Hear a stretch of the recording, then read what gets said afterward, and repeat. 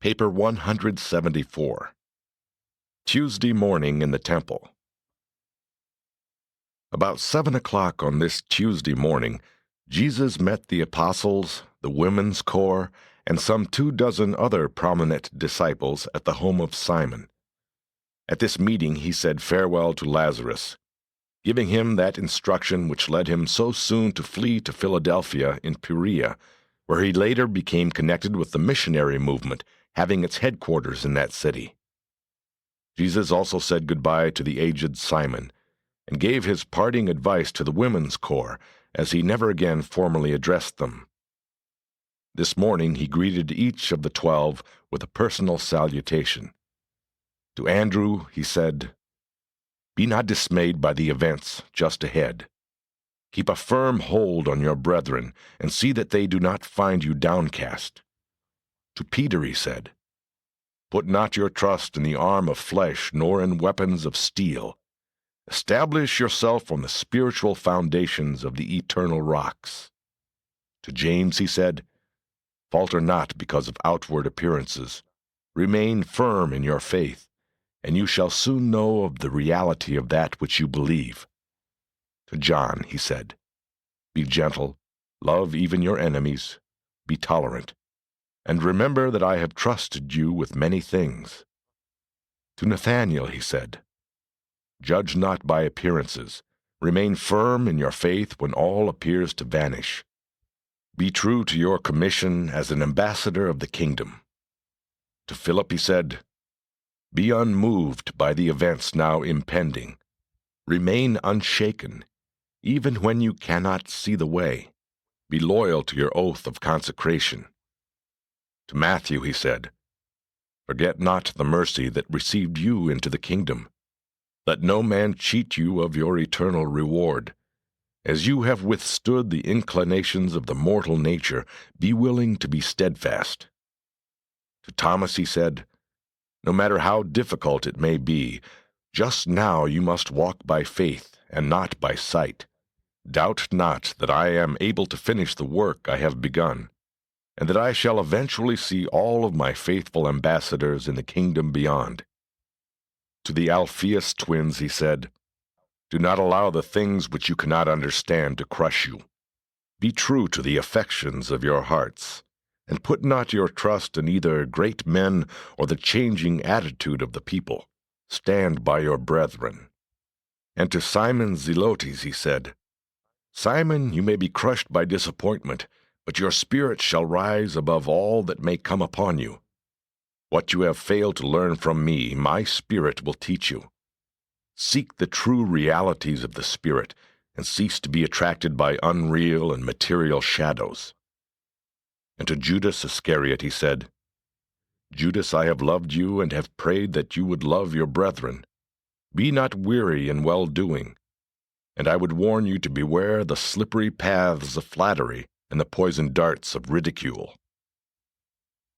And when he had concluded these greetings, he departed for Jerusalem with Andrew, Peter, James, and John, as the other apostles set about the establishment of the Gethsemane camp, where they were to go that night, and where they made their headquarters for the remainder of the Master's life in the flesh.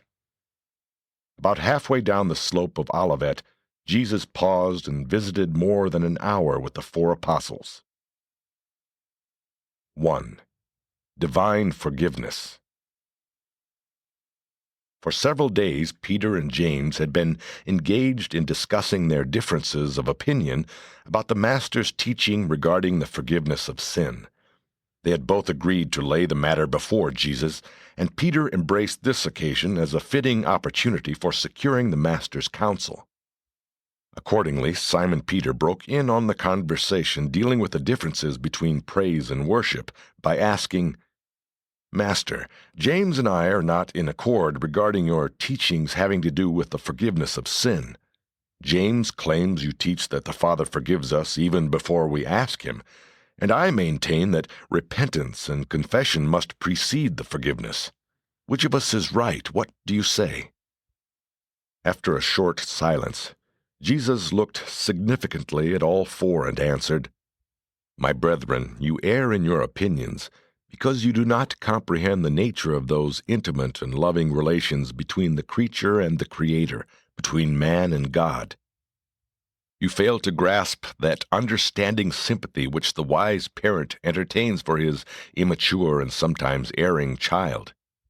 It is indeed doubtful whether intelligent and affectionate parents are ever called upon to forgive an average and normal child.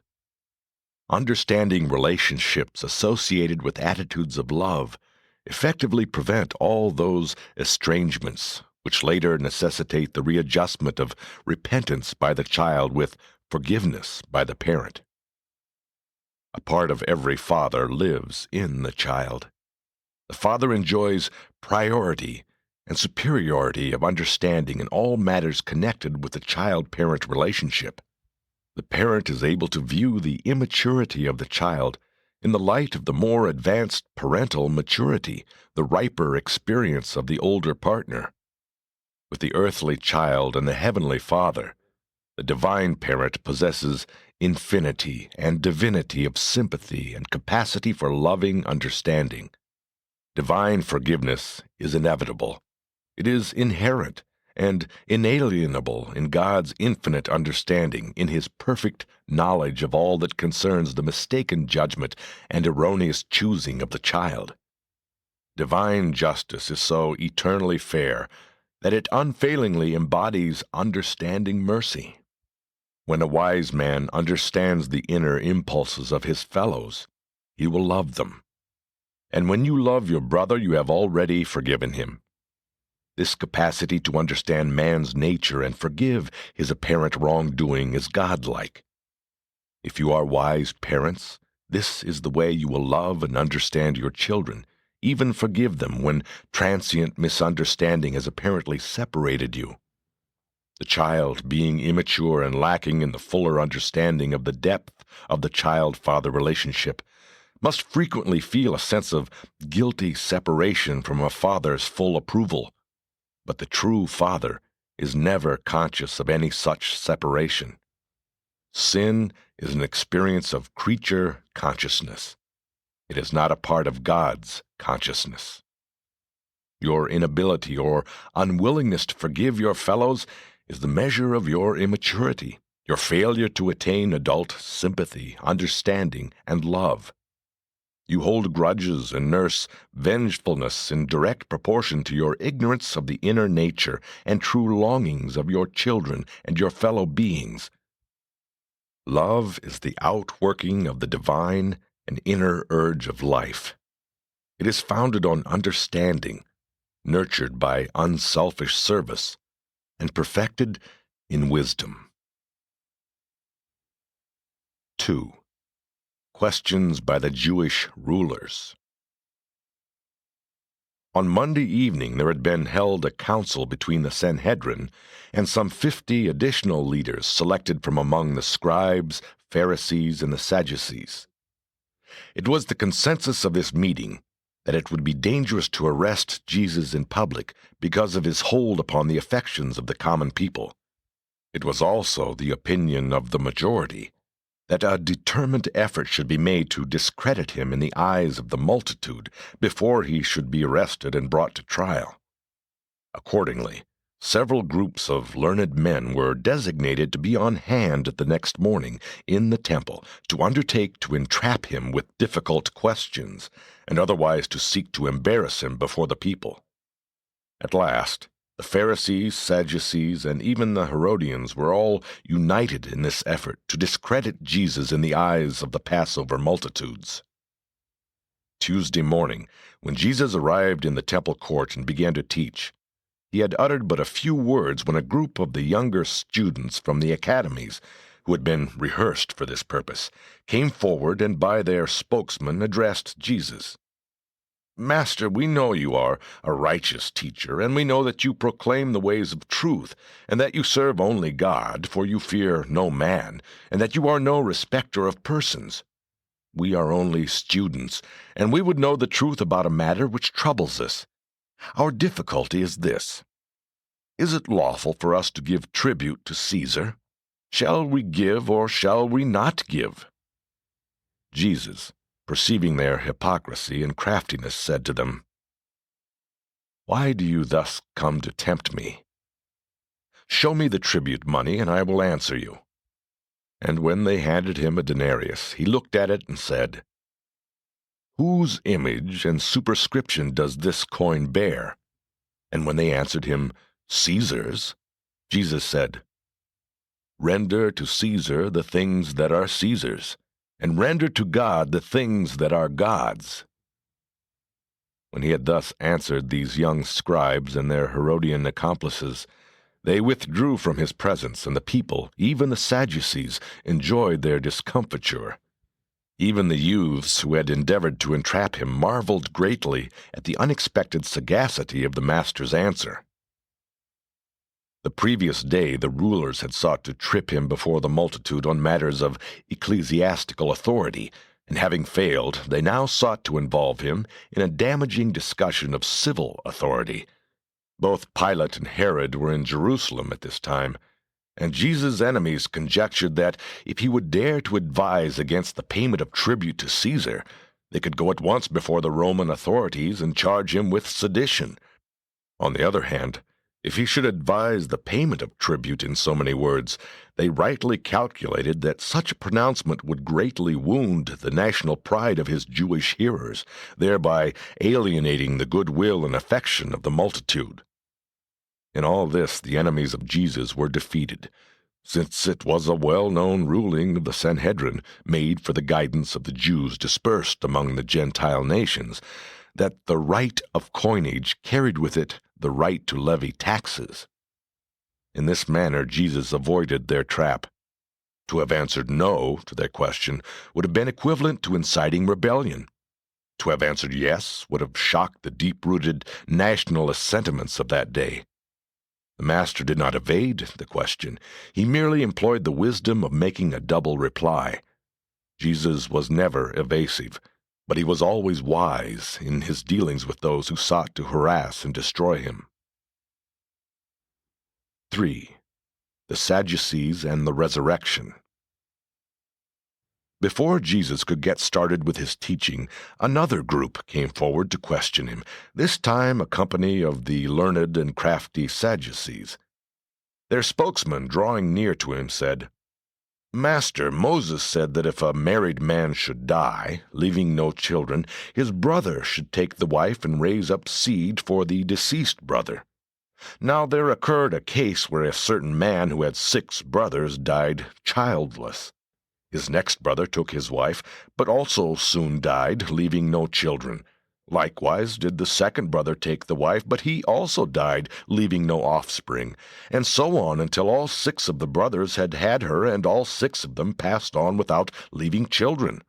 And then, after them all, the woman herself died. Now, what we would like to ask you is this. In the resurrection, whose wife will she be, since all 7 of these brothers had her?" Jesus knew, and so did the people, that these Sadducees were not sincere in asking this question, because it was not likely that such a case would really occur.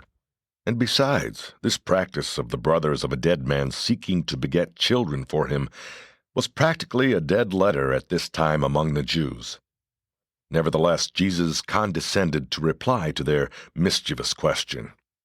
He said, "You all do err in asking such questions because you know neither the Scriptures nor the living power of God. You know that the sons of this world can marry and are given in marriage, but you do not seem to understand that they who are accounted worthy to attain the worlds to come, through the resurrection of the righteous, neither marry nor are given in marriage. Those who experience the resurrection from the dead are more like the angels of heaven, and they never die. These resurrected ones are eternally the sons of God. They are the children of light, resurrected into the progress of eternal life. And even your father Moses understood this, for in connection with his experiences at the burning bush, he heard the Father say, 'I am the God of Abraham, the God of Isaac, and the God of Jacob.' And so, along with Moses, do I declare that my Father is not the God of the dead, but of the living. In him you all do live, reproduce, and possess your mortal existence." When Jesus had finished answering these questions, the Sadducees withdrew, and some of the Pharisees so far forgot themselves as to exclaim, "True, true, Master, you have well answered these unbelieving Sadducees." The Sadducees dared not ask him any more questions, and the common people marveled at the wisdom of his teaching.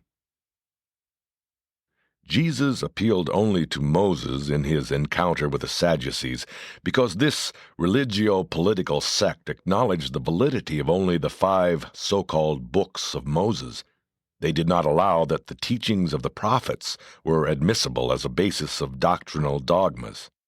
The Master, in his answer, though positively affirming the fact of the survival of mortal creatures by the technique of the resurrection, did not in any sense speak approvingly of the Pharisaic beliefs in the resurrection of the literal human body.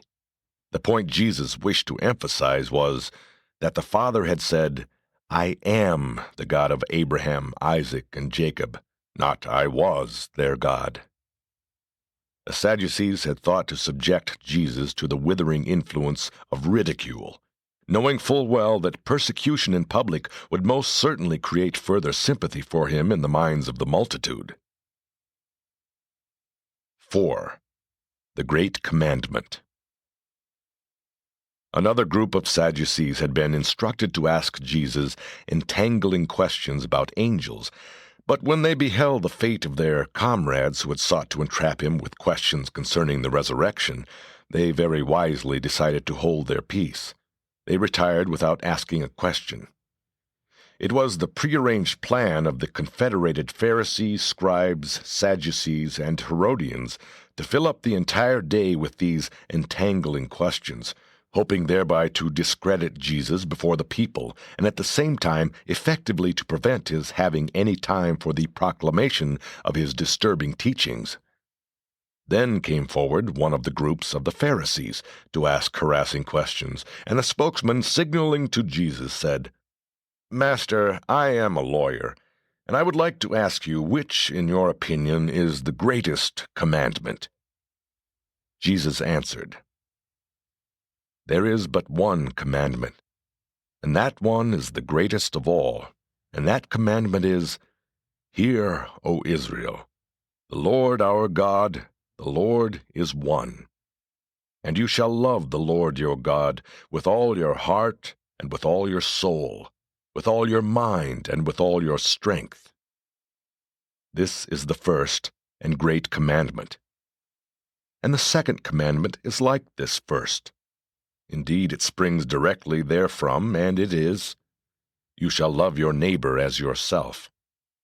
There is no other commandment greater than these. On these 2 commandments hang all the law and the prophets." When the lawyer perceived that Jesus had answered not only in accordance with the highest concept of Jewish religion, but that he had also answered wisely in the sight of the assembled multitude, he thought it the better part of valor openly to commend the Master's reply. Accordingly he said, "Of a truth, Master, you have well said that God is one, and there is none beside him, and that to love him with all the heart, understanding, and strength, and also to love one's neighbor as oneself, is the first and great commandment, and we are agreed that this great commandment is much more to be regarded than all the burnt offerings and sacrifices."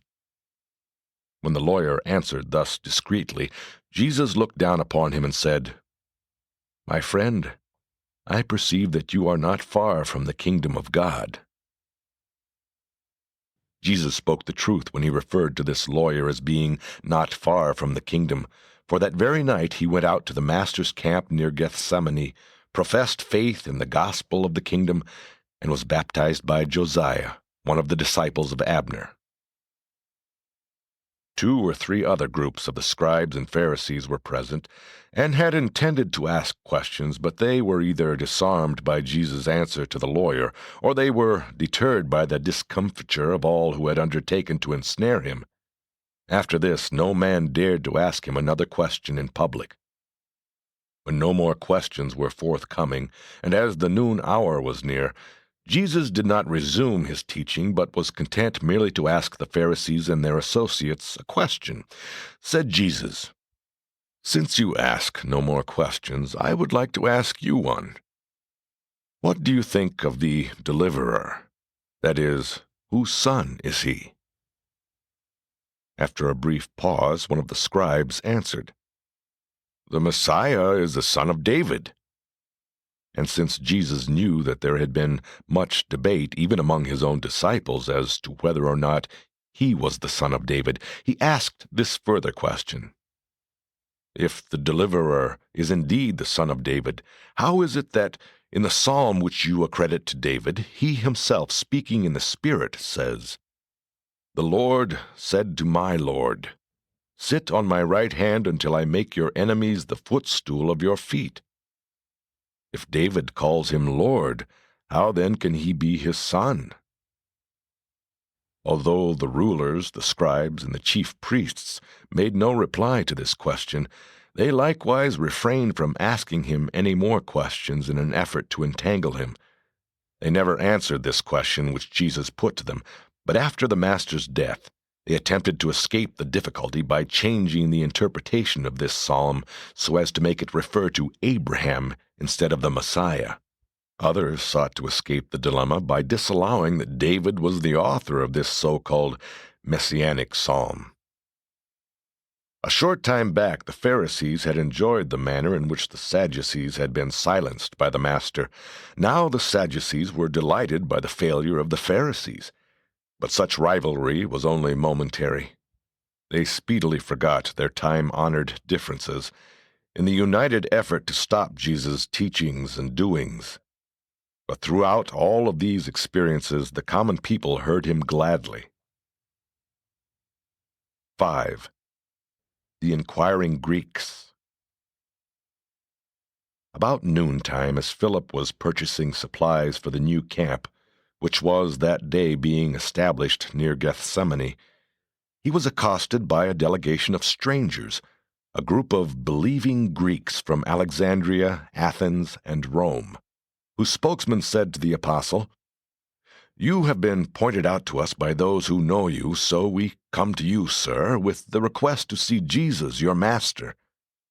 Philip was taken by surprise thus to meet these prominent and inquiring Greek Gentiles in the marketplace, and since Jesus had so explicitly charged all of the 12 not to engage in any public teaching during the Passover week, he was a bit perplexed as to the right way to handle this matter.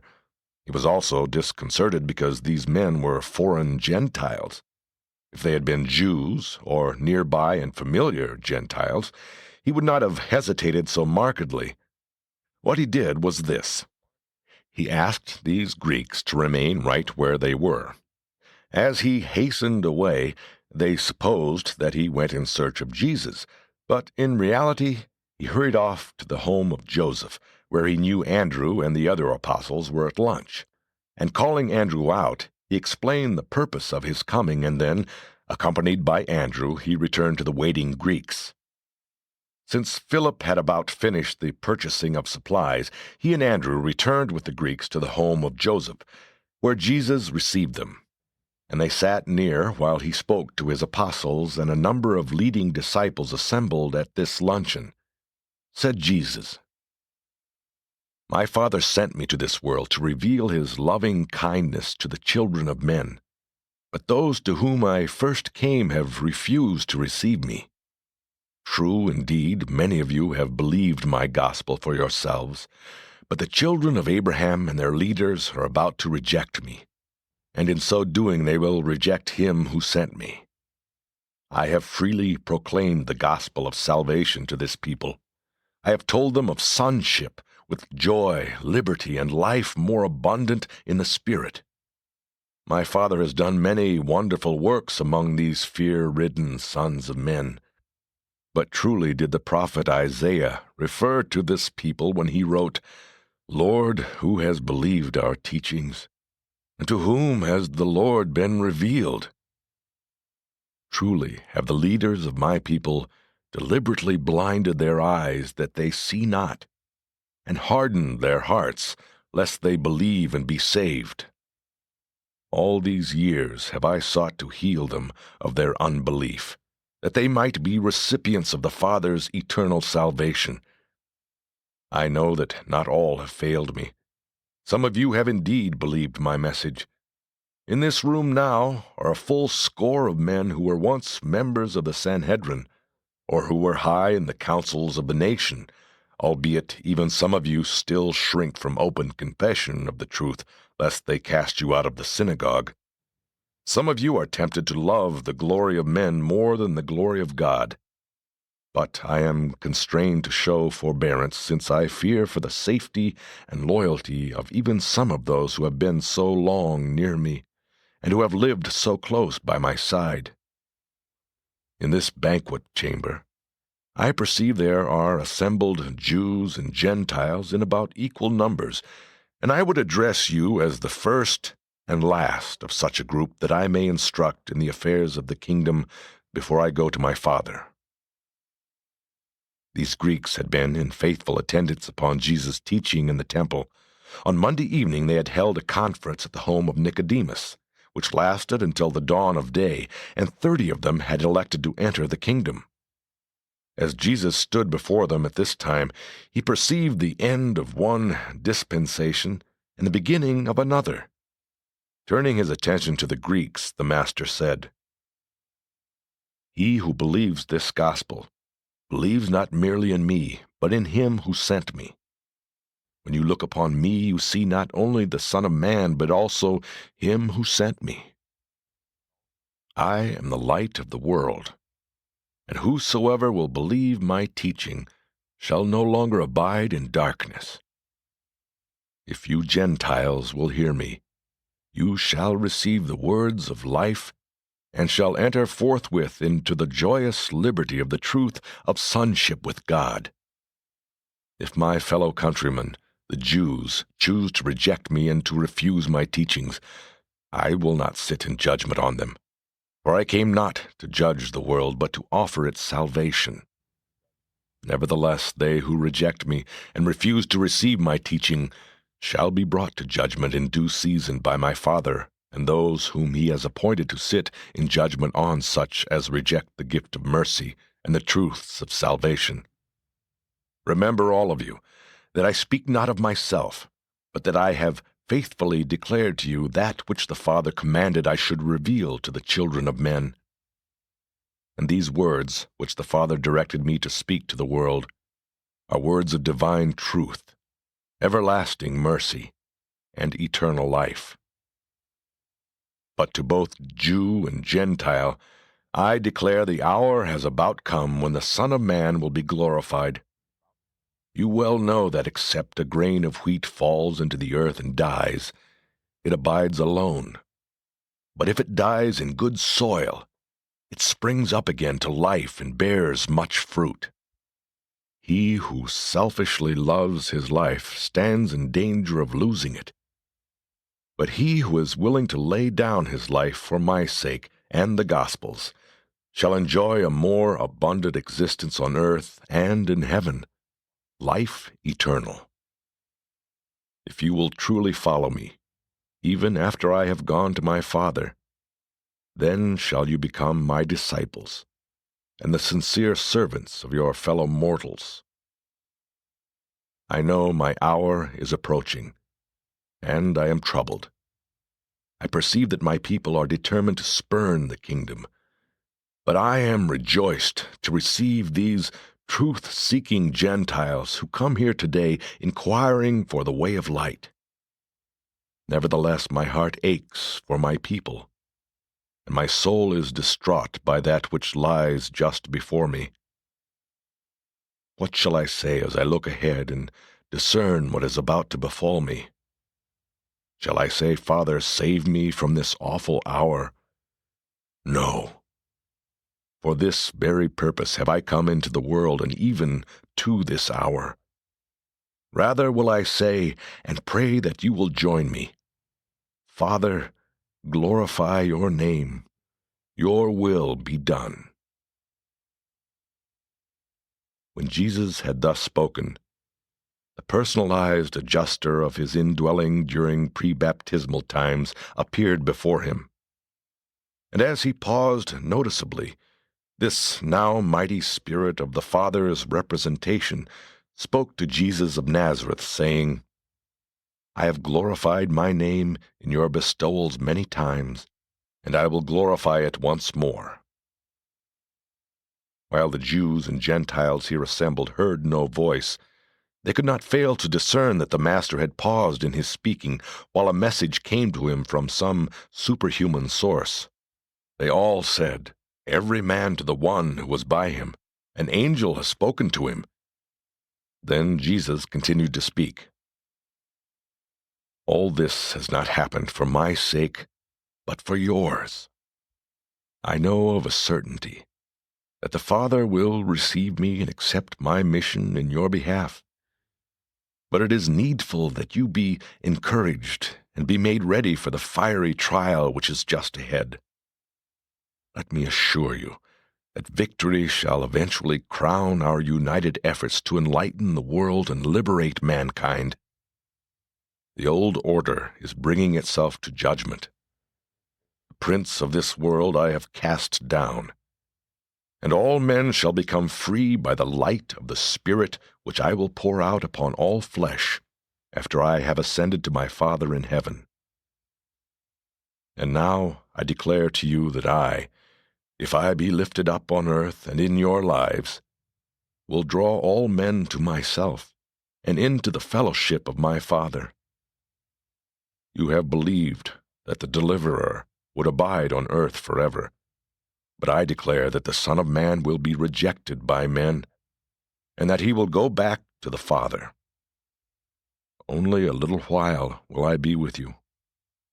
Only a little time will the living light be among this darkened generation. Walk while you have this light, so that the oncoming darkness and confusion may not overtake you. He who walks in the darkness knows not where he goes. But if you will choose to walk in the light, you shall all indeed become liberated sons of God. And now, all of you, come with me while we go back to the temple and I speak farewell words to the chief priests, the scribes, the Pharisees, the Sadducees, the Herodians, and the benighted rulers of Israel. Having thus spoken, Jesus led the way over the narrow streets of Jerusalem back to the temple. They had just heard the Master say that this was to be his farewell discourse in the temple, and they followed him in silence and in deep meditation. Paper 175, The Last Temple Discourse. Shortly after 2 o'clock on this Tuesday afternoon, Jesus, accompanied by 11 apostles, Joseph of Arimathea, the 30 Greeks, and certain other disciples, arrived at the temple and began the delivery of his last address in the courts of the sacred edifice. This discourse was intended to be his last appeal to the Jewish people and the final indictment of his vehement enemies and would-be destroyers, the scribes, Pharisees, Sadducees, and the chief rulers of Israel. Throughout the forenoon, the various groups had had an opportunity to question Jesus. This afternoon, no one asked him a question. As the Master began to speak, the temple court was quiet and orderly. The money changers and the merchandisers had not dared again to enter the temple since Jesus and the aroused multitude had driven them out the previous day. Before beginning the discourse, Jesus tenderly looked down upon this audience, which was so soon to hear his farewell public address of mercy to mankind, coupled with his last denunciation of the false teachers and the bigoted rulers of the Jews. 1. The Discourse. This long time have I been with you, going up and down in the land, proclaiming the Father's love for the children of men. And many have seen the light, and by faith have entered into the kingdom of heaven. In connection with this teaching and preaching, the Father has done many wonderful works, even to the resurrection of the dead. Many sick and afflicted have been made whole because they believed. But all of this proclamation of truth and healing of disease has not opened the eyes of those who refuse to see light, those who are determined to reject this gospel of the kingdom. In every manner consistent with doing my Father's will, I and my apostles have done our utmost to live in peace with our brethren, to conform with the reasonable requirements of the laws of Moses and the traditions of Israel. We have persistently sought peace, but the leaders of Israel will not have it. By rejecting the truth of God and the light of heaven, they are aligning themselves on the side of error and darkness. There cannot be peace between light and darkness, between life and death, between truth and error. Many of you have dared to believe my teachings and have already entered into the joy and liberty of the consciousness of sonship with God. And you will bear me witness that I have offered this same sonship with God to all the Jewish nation, even to these very men who now seek my destruction. And even now would my Father receive these blinded teachers and these hypocritical leaders if they would only turn to him and accept his mercy. Even now it is not too late for this people to receive the word of heaven and to welcome the Son of Man. My Father has long dealt in mercy with this people. Generation after generation have we sent our prophets to teach and warn them, and generation after generation have they killed these heaven-sent teachers. And now do your willful high priests and stubborn rulers go right on doing this same thing. As Herod brought about the death of John, you likewise now make ready to destroy the Son of Man. As long as there is a chance that the Jews will turn to my Father and seek salvation, the God of Abraham, Isaac, and Jacob will keep his hands of mercy outstretched toward you.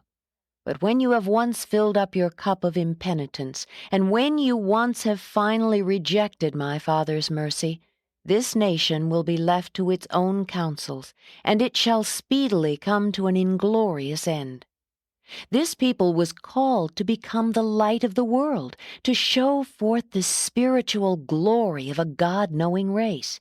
But you have so far departed from the fulfillment of your divine privileges that your leaders are about to commit the supreme folly of all the ages, in that they are on the verge of finally rejecting the gift of God to all men and for all ages, the revelation of the love of the Father in heaven for all his creatures on earth.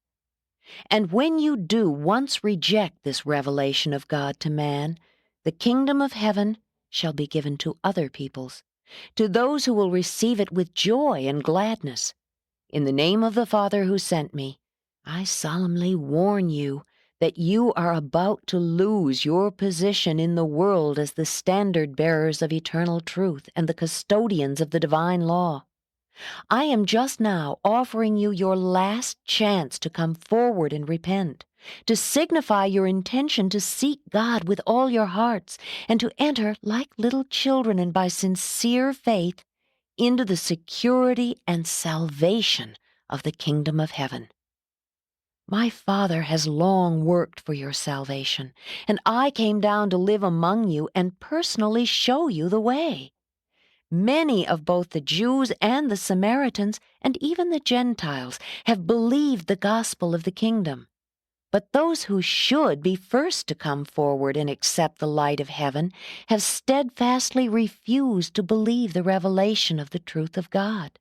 God revealed in man, and man uplifted to God. This afternoon, my apostles stand here before you in silence. But you shall soon hear their voices ringing out with the call to salvation and with the urge to unite with the heavenly kingdom as the sons of the living God. And now I call to witness these my disciples and believers in the gospel of the kingdom, as well as the unseen messengers by their sides, that I have once more offered Israel and her rulers deliverance and salvation. But you all behold how the Father's mercy is slighted, and how the messengers of truth are rejected. Nevertheless, I admonish you that these scribes and Pharisees still sit in Moses' seat, and therefore, until the Most Highs who rule in the kingdoms of men shall finally overthrow this nation and destroy the place of these rulers, I bid you cooperate with these elders in Israel. You are not required to unite with them in their plans to destroy the Son of Man, but in everything related to the peace of Israel, you are to be subject to them. In all these matters, do whatsoever they bid you, and observe the essentials of the law. But do not pattern after their evil works. Remember, this is the sin of these rulers. They say that which is good, but they do it not. You well know how these leaders bind heavy burdens on your shoulders, burdens grievous to bear, and that they will not lift as much as one finger to help you bear these weighty burdens. They have oppressed you with ceremonies and enslaved you by traditions. Furthermore, these self-centered rulers delight in doing their good works so that they will be seen by men. They make broad their phylacteries and enlarge the borders of their official robes. They crave the chief places at the feasts and demand the chief seats in the synagogues. They covet laudatory salutations in the marketplaces and desire to be called rabbi by all men. And even while they seek all this honor from men, they secretly lay hold of widows' houses and take profit from the services of the sacred temple. For a pretense, these hypocrites make long prayers in public and give alms to attract the notice of their fellows. While you should honor your rulers and reverence your teachers, you should call no man father in the spiritual sense, for there is one who is your Father, even God. Neither should you seek to lord it over your brethren in the kingdom. Remember, I have taught you that he who would be greatest among you should become the server of all. If you presume to exalt yourselves before God, you will certainly be humbled. But whoso truly humbles himself will surely be exalted. Seek in your daily lives not self-glorification, but the glory of God. Intelligently subordinate your own wills to the will of the Father in heaven. Mistake not my words. I bear no malice toward these chief priests and rulers who even now seek my destruction. I have no ill will for these scribes and Pharisees who reject my teachings. I know that many of you believe in secret, and I know you will openly profess your allegiance to the kingdom when my hour comes. But how will your rabbis justify themselves, since they profess to talk with God and then presume to reject and destroy him who comes to reveal the Father to the worlds? Woe upon you, scribes and Pharisees, hypocrites! You would shut the doors of the kingdom of heaven against sincere men because they happen to be unlearned in the ways of your teaching. You refuse to enter the kingdom, and at the same time do everything within your power to prevent all others from entering. You stand with your backs to the doors of salvation and fight with all who would enter therein. Woe upon you, scribes and Pharisees, hypocrites that you are! For you do indeed encompass land and sea to make one proselyte, and when you have succeeded, you are not content until you have made him twofold worse than he was as a child of the heathen. Woe upon you, chief priests and rulers, who lay hold of the property of the poor and demand heavy dues of those who would serve God as they think Moses ordained. You who refuse to show mercy, can you hope for mercy in the worlds to come? Woe upon you, false teachers, blind guides! What can be expected of a nation when the blind lead the blind? They both shall stumble into the pit of destruction. Woe upon you who dissimulate when you take an oath! You are tricksters, since you teach that a man may swear by the temple and break his oath, but that whoso swears by the gold in the temple must remain bound. You are all fools and blind. You are not even consistent in your dishonesty. For which is the greater, the gold or the temple which has supposedly sanctified the gold? You also teach that if a man swears by the altar, it is nothing, but that if one swears by the gift that is upon the altar, then shall he be held as a debtor. Again, are you blind to the truth? For which is the greater, the gift or the altar which sanctifies the gift? How can you justify such hypocrisy and dishonesty in the sight of the God of heaven? Woe upon you, scribes and Pharisees, and all other hypocrites who make sure that they tithe mint, anise, and cumin, and at the same time disregard the weightier matters of the law, faith, mercy, and judgment. Within reason, the one you ought to have done, but not to have left the other undone. You are truly blind guides and dumb teachers. You strain out the gnat and swallow the camel.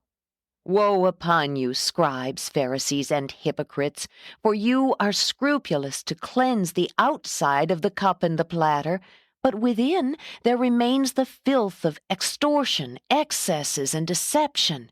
You are spiritually blind. Do you not recognize how much better it would be first to cleanse the inside of the cup, and then that which spills over would of itself cleanse the outside?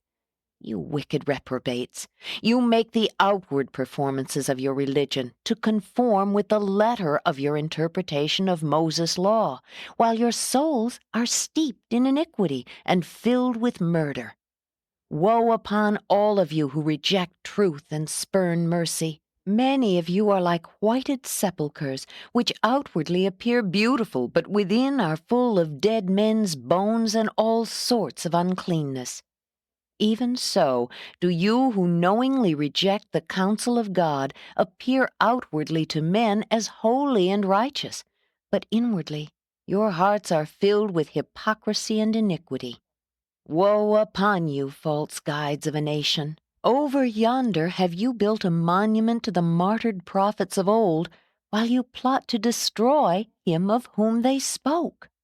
You garnish the tombs of the righteous, and flatter yourselves that had you lived in the days of your fathers, you would not have killed the prophets. And then, in the face of such self-righteous thinking, you make ready to slay him of whom the prophets spoke, the Son of Man. Inasmuch as you do these things, are you witness to yourselves that you are the wicked sons of them who slew the prophets. Go on, then, and fill up the cup of your condemnation to the full. Woe upon you, children of evil! John did truly call you the offspring of vipers, and I ask, how can you escape the judgment that John pronounced upon you? But even now I offer you in my Father's name mercy and forgiveness. Even now I proffer the loving hand of eternal fellowship. My Father has sent you the wise men and the prophets. Some you have persecuted, and others you have killed. Then appeared John, proclaiming the coming of the Son of Man, and him you destroyed after many had believed his teaching. And now you make ready to shed more innocent blood. Do you not comprehend that a terrible day of reckoning will come when the judge of all the earth shall require of this people an accounting for the way they have rejected, persecuted, and destroyed these messengers of heaven? Do you not understand that you must account for all of this righteous blood, from the first prophet killed down to the times of Zechariah, who was slain between the sanctuary and the altar? And if you go on in your evil ways, this accounting may be required of this very generation. O Jerusalem and the children of Abraham, you who have stoned the prophets and killed the teachers that were sent to you, even now would I gather your children together as a hen gathers her chickens under her wings. But you will not. And now I take leave of you. You have heard my message and have made your decision. Those who have believed my gospel are even now safe within the kingdom of God. To you who have chosen to reject the gift of God, I say that you will no more see me teaching in the temple. My work for you is done. Behold, I now go forth with my children, and your house is left to you desolate. And then the Master beckoned his followers to depart from the temple. 2. The status of individual Jews. The fact that the spiritual leaders and the religious teachers of the Jewish nation one time rejected the teachings of Jesus and conspired to bring about his cruel death does not in any manner affect the status of any individual Jew in his standing before God. And it should not cause those who profess to be followers of the Christ to be prejudiced against the Jew as a fellow mortal. The Jews, as a nation, as a socio-political group, paid in full the terrible price of rejecting the Prince of Peace. Long since, they ceased to be the spiritual torchbearers of divine truth to the races of mankind. But this constitutes no valid reason why the individual descendants of these long-ago Jews should be made to suffer the persecutions which have been visited upon them by intolerant, unworthy, and bigoted professed followers of Jesus of Nazareth, who was himself a Jew by natural birth. Many times has this unreasoning and unchristlike hatred and persecution of modern Jews terminated in the suffering and death of some innocent and unoffending Jewish individual whose very ancestors in the times of Jesus heartily accepted his gospel and presently died unflinchingly for that truth which they so wholeheartedly believed.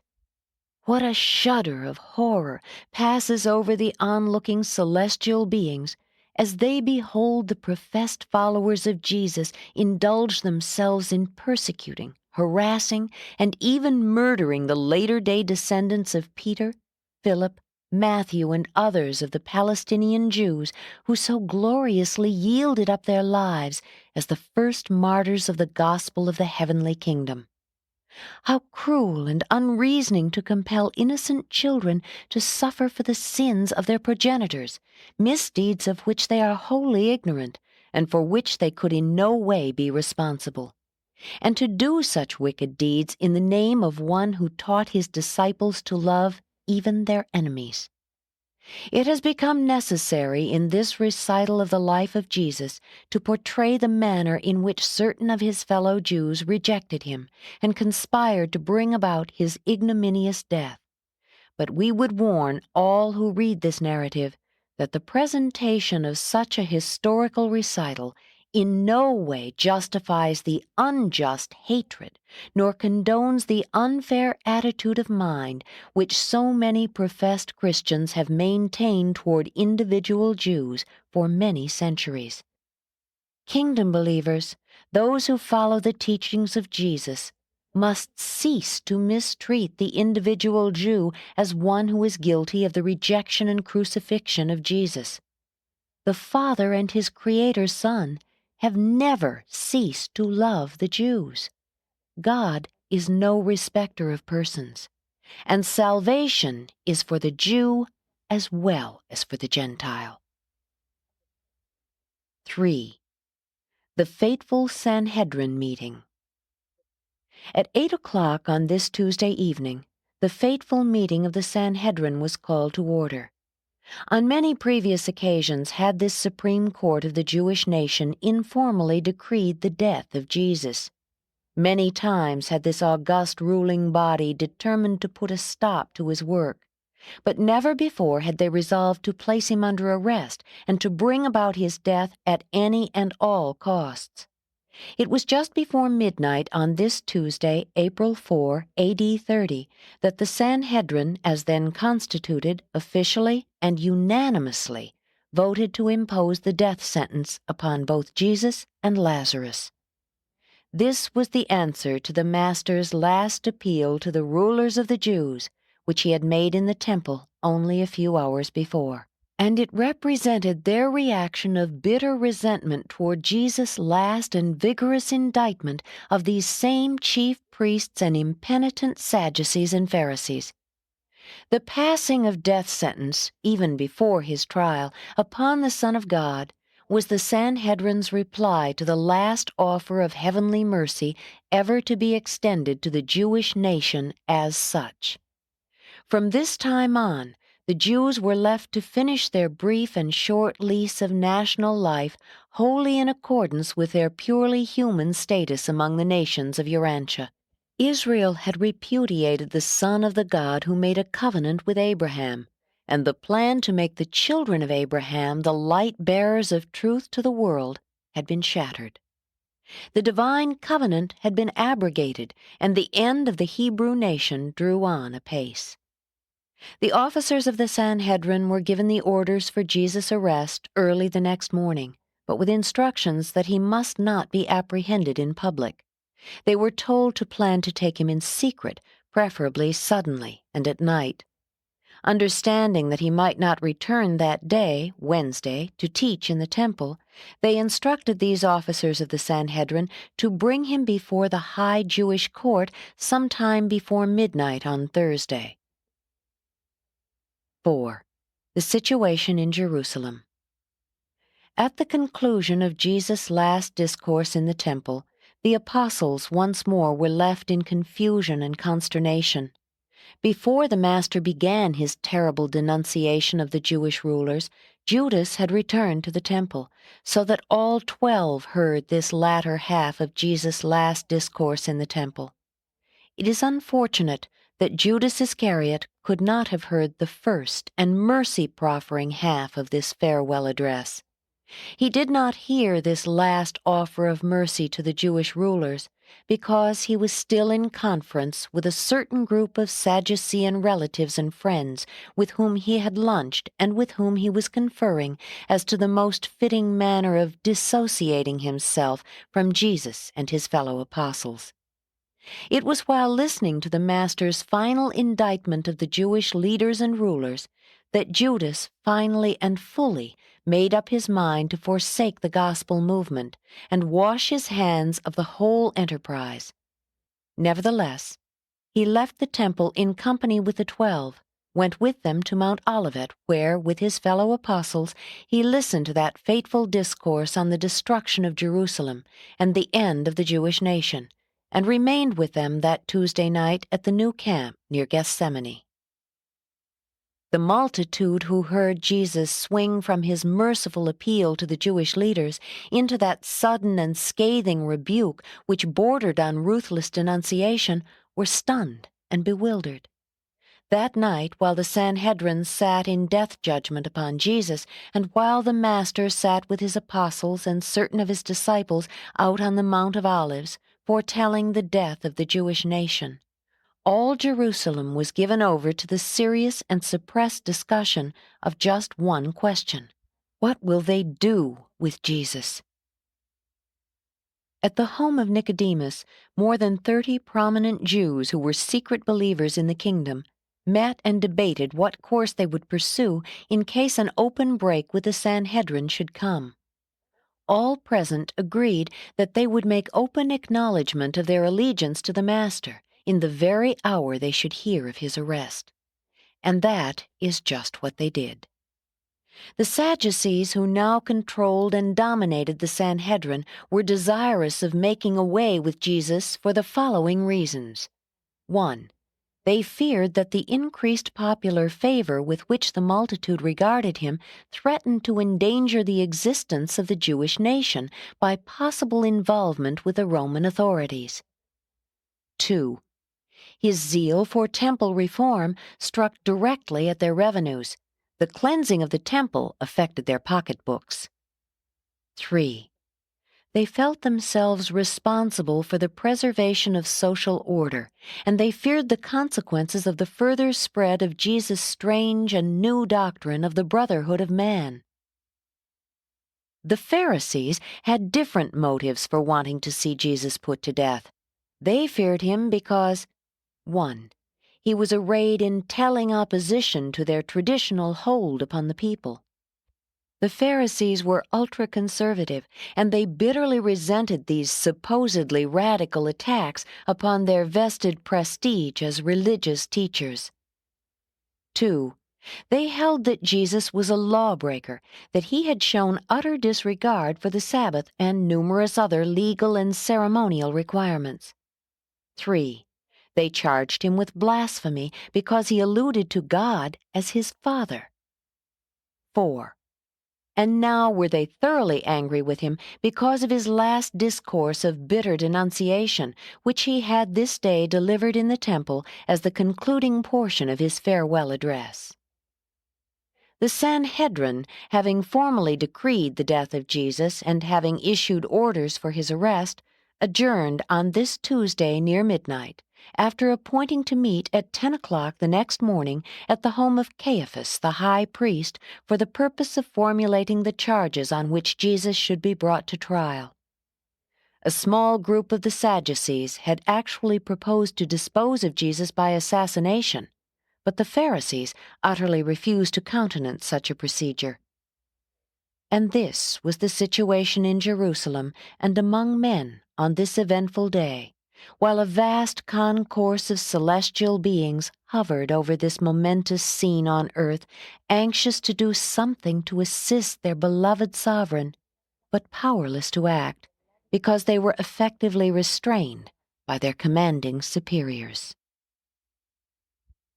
Paper 176.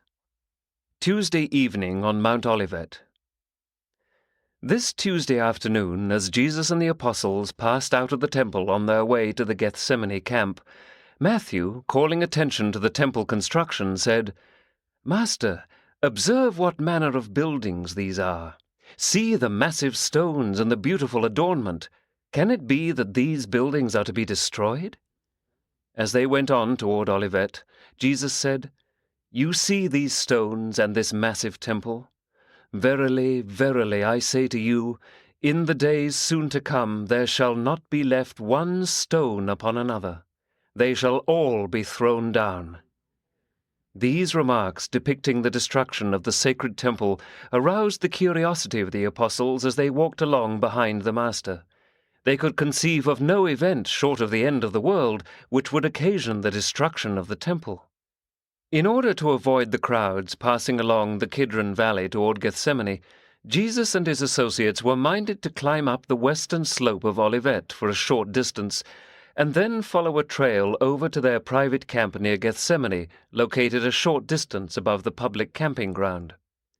As they turned to leave the road leading on to Bethany, they observed the temple, glorified by the rays of the setting sun, and while they tarried on the mount, they saw the lights of the city appear and beheld the beauty of the illuminated temple.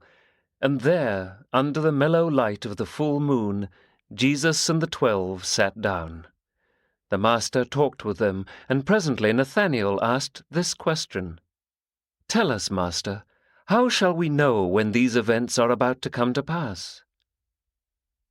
1. The destruction of Jerusalem. In answering Nathanael's question, Jesus said, "Yes, I will tell you about the times when this people shall have filled up the cup of their iniquity, when justice shall swiftly descend upon this city of our fathers. I am about to leave you. I go to the Father. After I leave you, take heed that no man deceive you, for many will come as deliverers and will lead many astray. When you hear of wars and rumors of wars, be not troubled, for though all these things will happen, the end of Jerusalem is not yet at hand. You should not be perturbed by famines or earthquakes, neither should you be concerned when you are delivered up to the civil authorities and are persecuted for the sake of the gospel. You will be thrown out of the synagogue and put in prison for my sake, and some of you will be killed. When you are brought up before governors and rulers, it shall be for a testimony of your faith, and to show your steadfastness in the gospel of the kingdom. And when you stand before judges, be not anxious beforehand as to what you should say, for the Spirit will teach you in that very hour what you should answer your adversaries. In these days of travail, Even your own kinsfolk, under the leadership of those who have rejected the Son of Man, will deliver you up to prison and death. For a time you may be hated by all men for my sake. But even in these persecutions I will not forsake you. My spirit will not desert you.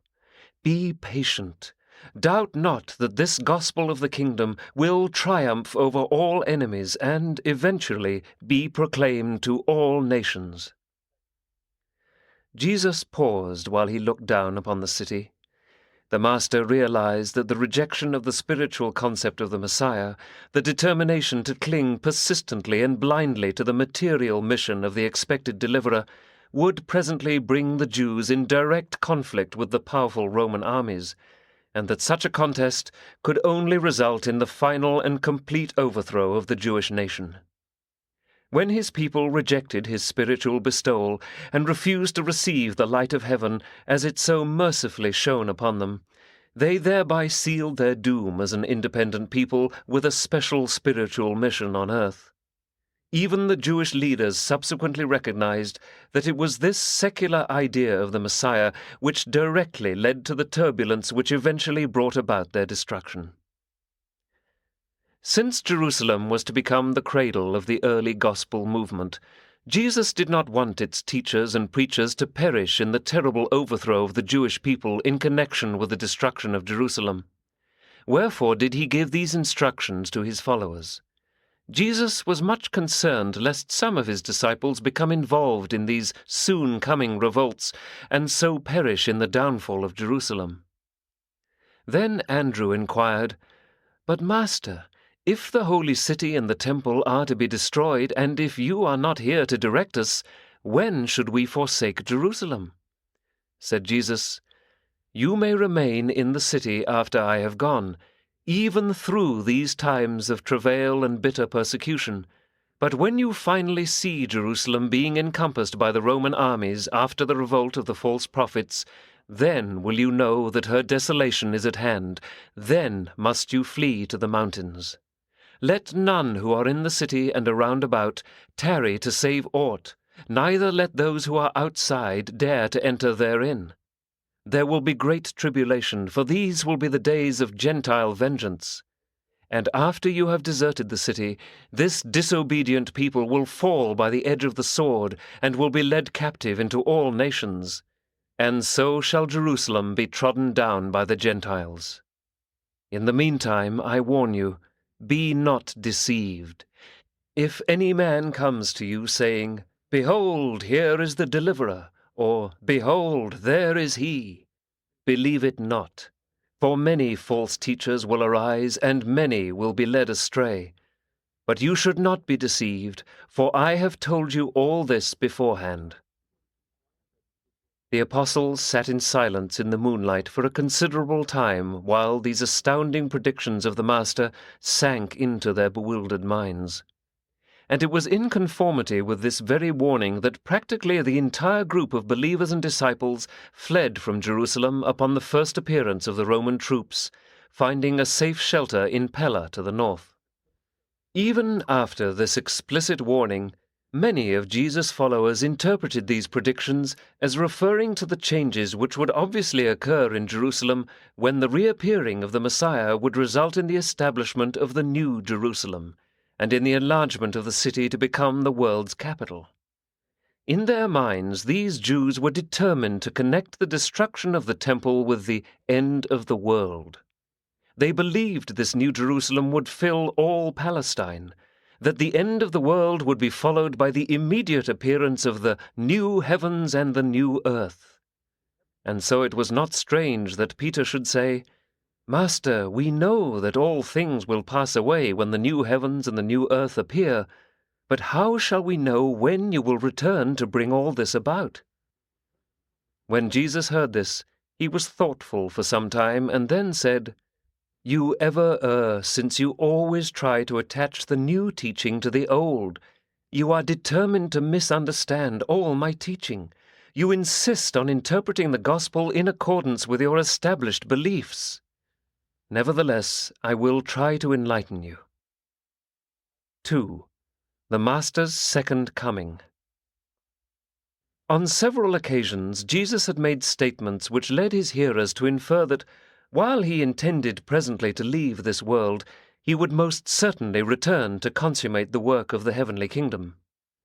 As the conviction grew on his followers that he was going to leave them, and after he had departed from this world, it was only natural for all believers to lay fast hold upon these promises to return. The doctrine of the second coming of Christ thus became early incorporated into the teachings of the Christians, and almost every subsequent generation of disciples has devoutly believed this truth, and has confidently looked forward to his sometime coming. If they were to part with their master and teacher, how much more did these first disciples and the apostles grasp at this promise to return, and they lost no time in associating the predicted destruction of Jerusalem with this promised second coming. And they continued thus to interpret his words, notwithstanding that throughout this evening of instruction on Mount Olivet, the Master took particular pains to prevent just such a mistake. In further answer to Peter's question, Jesus said, "Why do you still look for the Son of Man to sit upon the throne of David, and expect that the material dreams of the Jews will be fulfilled? Have I not told you all these years that my kingdom is not of this world? The things which you now look down upon are coming to an end, but this will be a new beginning, out of which the gospel of the kingdom will go to all the world, and this salvation will spread to all peoples. And when the kingdom shall have come to its full fruition, be assured that the Father in heaven will not fail to visit you with an enlarged revelation of truth and an enhanced demonstration of righteousness, even as he has already bestowed upon this world him who became the Prince of Darkness, and then Adam, who was followed by Melchizedek, and in these days the Son of Man. And so will my Father continue to manifest his mercy and show forth his love, even to this dark and evil world. So also will I, after my Father has invested me with all power and authority, continue to follow your fortunes and to guide in the affairs of the kingdom by the presence of my Spirit, who shall shortly be poured out upon all flesh. Even though I shall thus be present with you in spirit, I also promise that I will sometime return to this world, where I have lived this life in the flesh, and achieved the experience of simultaneously revealing God to man and leading man to God. Very soon must I leave you and take up the work the Father has entrusted to my hands, but be of good courage, for I will sometime return. In the meantime, my Spirit of the truth of the universe shall comfort and guide you. You behold me now in weakness and in the flesh, but when I return it shall be with power and in the Spirit. The eye of flesh beholds the Son of Man in the flesh, but only the eye of the Spirit will behold the Son of Man glorified by the Father and appearing on earth in his own name. But the times of the reappearing of the Son of Man are known only in the councils of paradise. Not even the angels of heaven know when this will occur. However, you should understand that when this gospel of the kingdom shall have been proclaimed to all the world for the salvation of all peoples, and when the fullness of the age has come to pass, the Father will send you another dispensational bestowal, or else the Son of Man will return to adjudge the age. And now, concerning the travail of Jerusalem, about which I have spoken to you, even this generation will not pass away until my words are fulfilled. But concerning the times of the coming again of the Son of Man, no one in heaven or on earth may presume to speak. But you should be wise regarding the ripening of an age. You should be alert to discern the signs of the times. You know when the fig tree shows its tender branches and puts forth its leaves, that summer is near. Likewise, when the world has passed through the long winter of material-mindedness, and you discern the coming of the spiritual springtime of a new dispensation, should you know that the summertime of a new visitation draws near. But what is the significance of this teaching having to do with the coming of the sons of God? Do you not perceive that, when each of you is called to lay down his life struggle and pass through the portal of death, you stand in the immediate presence of judgment, and that you are face to face with the facts of a new dispensation of service in the eternal plan of the infinite Father. What the whole world must face as a literal fact at the end of an age, you, as individuals, must each most certainly face as a personal experience when you reach the end of your natural life and thereby pass on to be confronted with the conditions and demands inherent in the next revelation of the eternal progression of the Father's kingdom. Of all the discourses which the Master gave his apostles, none ever became so confused in their minds as this one, given this Tuesday evening on the Mount of Olives, regarding the twofold subject of the destruction of Jerusalem and his own second coming. There was, therefore, little agreement between the subsequent written accounts based on the memories of what the Master said on this extraordinary occasion. Consequently, when the records were left blank concerning much that was said that Tuesday evening, there grew up many traditions, and very early in the 2nd century a Jewish apocalyptic about the Messiah written by one Celter, who was attached to the court of the Emperor Caligula, was bodily copied into the Matthew Gospel and subsequently added, in part, to the Mark and Luke records. It was in these writings of Celter that the parable of the 10 virgins appeared. No part of the Gospel record ever suffered such confusing misconstruction as this evening's teaching. But the Apostle John never became thus confused. As these 13 men resumed their journey toward the camp, they were speechless and under great emotional tension. Judas had finally confirmed his decision to abandon his associates. It was a late hour when David Zebedee, John Mark, and a number of the leading disciples welcomed Jesus and the 12 to the new camp. But the apostles did not want to sleep. They wanted to know more about the destruction of Jerusalem, the Master's departure, and the end of the world. 3. Later discussion at the camp. As they gathered about the campfire, some 20 of them, Thomas asked, "Since you are to return to finish the work of the kingdom, what should be our attitude while you are away on the Father's business?" As Jesus looked them over by the firelight, he answered, "And even you, Thomas, fail to comprehend what I have been saying. Have I not all this time taught you that your connection with the kingdom is spiritual and individual, wholly a matter of personal experience in the Spirit by the faith realization that you are a son of God? What more shall I say? The downfall of nations, the crash of empires, the destruction of the unbelieving Jews, the end of an age, even the end of the world, what have these things to do with one who believes this gospel, and who has hid his life in the surety of the eternal kingdom? You who are God-knowing and gospel-believing have already received the assurances of eternal life. Since your lives have been lived in the Spirit and for the Father, nothing can be of serious concern to you. Kingdom builders, the accredited citizens of the heavenly worlds, are not to be disturbed by temporal upheavals or perturbed by terrestrial cataclysms.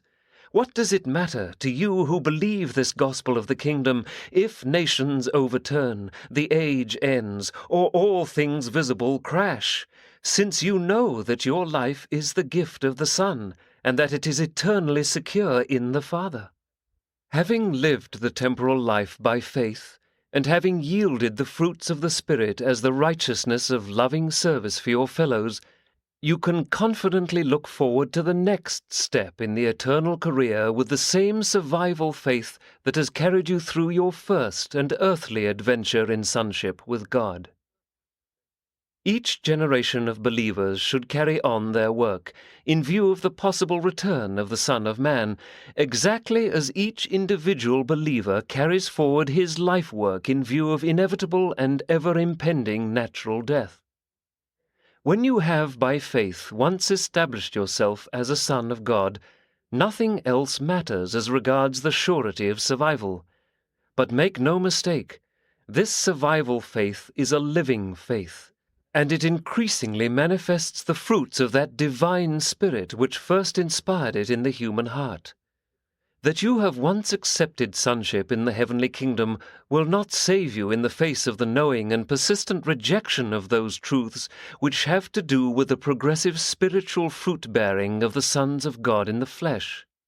You who have been with me in the Father's business on earth can even now desert the kingdom if you find that you love not the way of the Father's service for mankind. As individuals and as a generation of believers, hear me while I speak a parable. There was a certain great man who, before starting out on a long journey to another country, called all his trusted servants before him and delivered into their hands all his goods. To one he gave 5 talents, to another 2, and to another 1. And so on down through the entire group of honored stewards. To each he entrusted his goods according to their several abilities. And then he set out on his journey.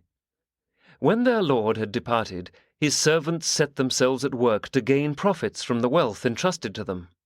Immediately he who had received 5 talents began to trade with them, and very soon had made a profit of another 5 talents. In like manner he who had received 2 talents soon had gained 2 more.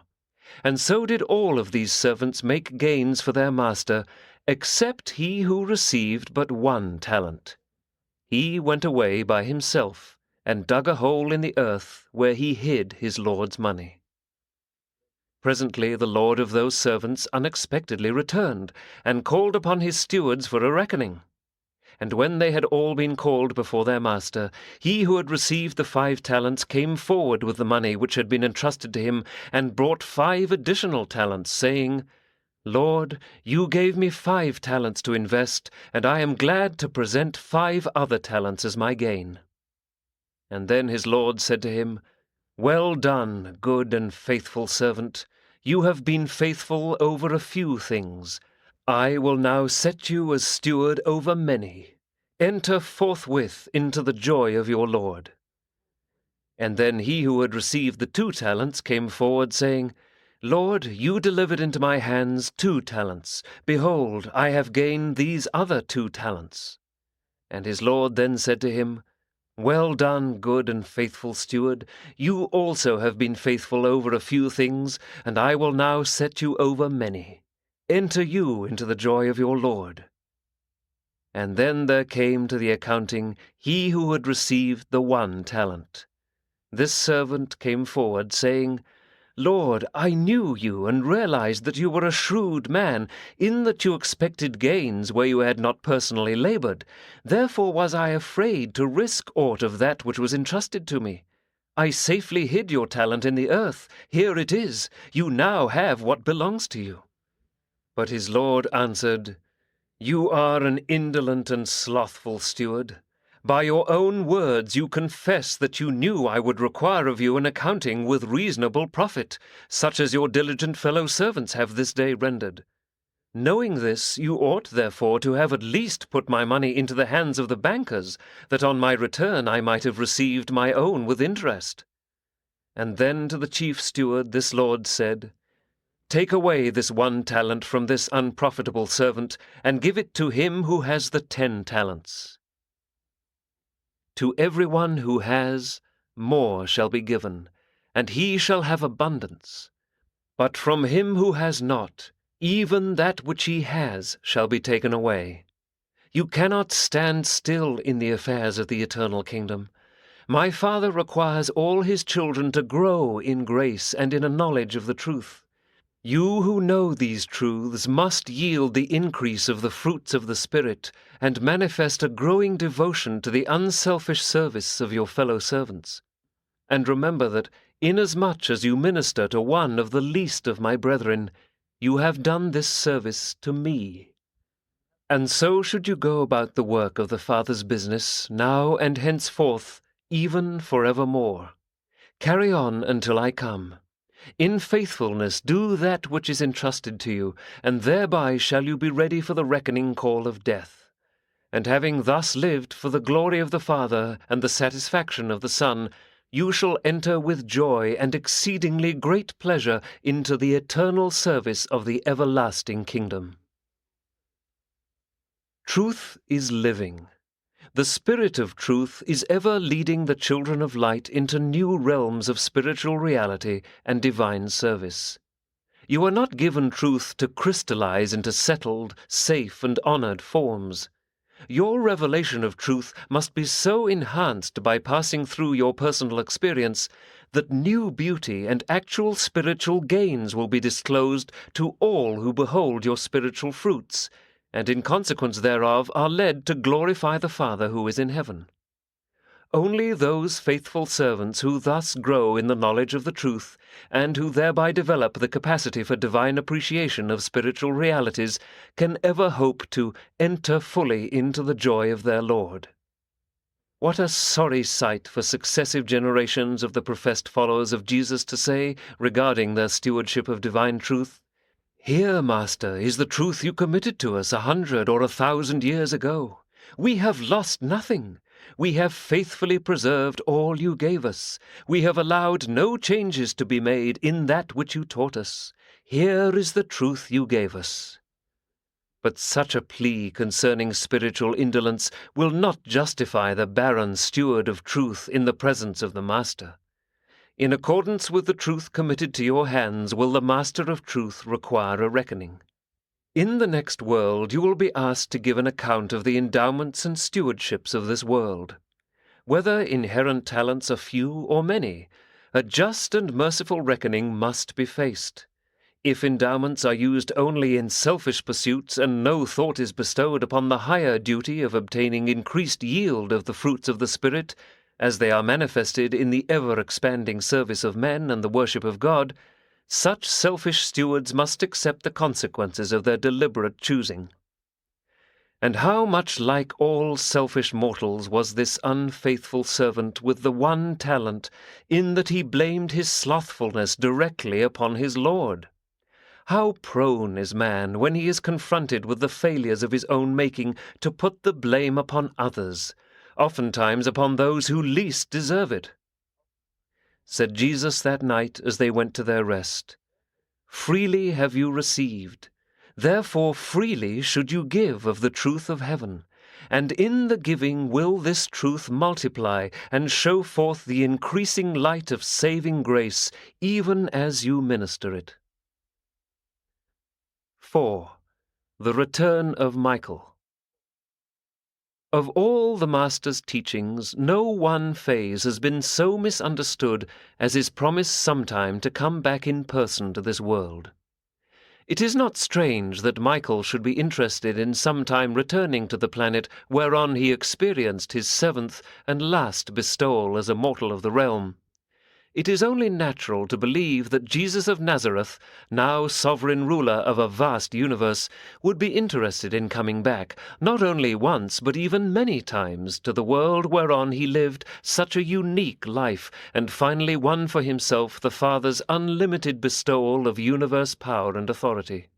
Urantia will eternally be one of the 7 nativity spheres of Michael in the winning of universe sovereignty. Jesus did, on numerous occasions and to many individuals, declare his intention of returning to this world. As his followers awakened to the fact that their Master was not going to function as a temporal deliverer, and as they listened to his predictions of the overthrow of Jerusalem and the downfall of the Jewish nation, they most naturally began to associate his promised return with these catastrophic events. But when the Roman armies leveled the walls of Jerusalem, destroyed the temple, and dispersed the Judean Jews, and still the Master did not reveal himself in power and glory, his followers began the formulation of that belief which eventually associated the second coming of Christ with the end of the age, even with the end of the world. Jesus promised to do 2 things after he had ascended to the Father, and after all power in heaven and on earth had been placed in his hands. He promised first to send into the world, and in his stead, another teacher, the Spirit of truth, and this he did on the day of Pentecost. Second, he most certainly promised his followers that he would sometime personally return to this world. But he did not say how, where, or when he would revisit this planet of his bestowal experience in the flesh. On one occasion he intimated that, whereas the eye of flesh had beheld him when he lived here in the flesh, On his return, at least on one of his possible visits, he would be discerned only by the eye of spiritual faith. Many of us are inclined to believe that Jesus will return to Urantia many times during the ages to come. We do not have his specific promise to make these plural visits, but it seems most probable that he who carries among his universe titles that of Planetary Prince of Urantia will many times visit the world whose conquest conferred such a unique title upon him. We most positively believe that Michael will again come in person to Urantia, but we have not the slightest idea as to when or in what manner he may choose to come. Will his second advent on earth be timed to occur in connection with the terminal judgment of this present age, either with or without the associated appearance of a magisterial son? Will he come in connection with the termination of some subsequent Urantian age? Will he come unannounced and as an isolated event? We do not know. Only one thing we are certain of. That is, when he does return, all the world will likely know about it, for he must come as the supreme ruler of a universe, and not as the obscure babe of Bethlehem.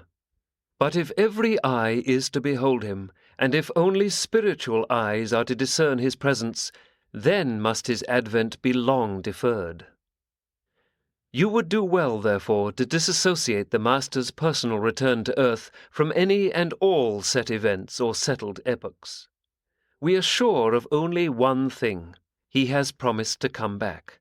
We have no idea as to when he will fulfill this promise or in what connection. As far as we know, he may appear on earth any day, and he may not come until age after age has passed and been duly adjudicated by his associated sons of the Paradise Corps. The second advent of Michael on earth is an event of tremendous sentimental value to both midwayers and humans. But otherwise it is of no immediate moment to midwayers and of no more practical importance to human beings than the common event of natural death, which so suddenly precipitates mortal man into the immediate grasp of that succession of universe events which leads directly to the presence of this same Jesus, the sovereign ruler of our universe. The children of light are all destined to see him, and it is of no serious concern whether we go to him or whether he should chance first to come to us. Be you therefore ever ready to welcome him on earth as he stands ready to welcome you in heaven. We confidently look for his glorious appearing, even for repeated comings, but we are wholly ignorant as to how, when, or in what connection he is destined to appear. Paper 177. Wednesday, the Rest Day. When the work of teaching the people did not press them, it was the custom of Jesus and his apostles to rest from their labors each Wednesday. On this particular Wednesday they ate breakfast somewhat later than usual, and the camp was pervaded by an ominous silence. Little was said during the first half of this morning meal. At last Jesus spoke. "I desire that you rest today.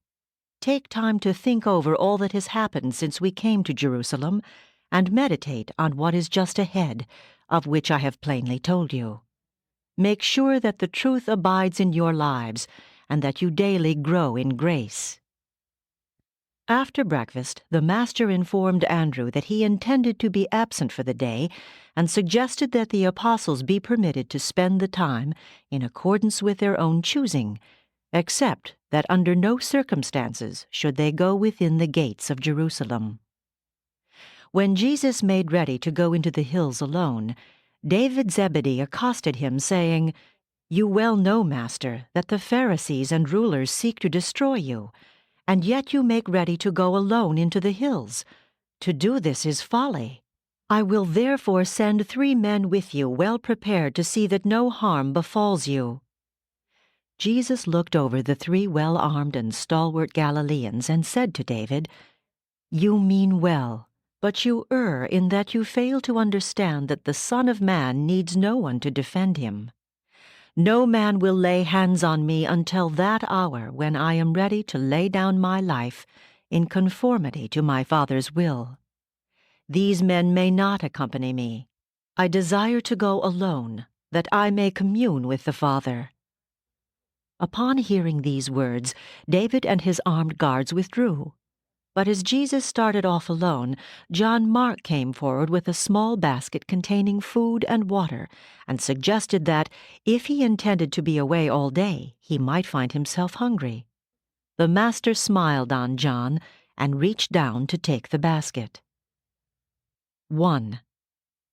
One day alone with God. As Jesus was about to take the lunch basket from John's hand, the young man ventured to say, "But, Master, you may set the basket down while you turn aside to pray and go on without it. Besides, if I should go along to carry the lunch, you would be more free to worship, and I will surely be silent. I will ask no questions and will stay by the basket when you go apart by yourself to pray."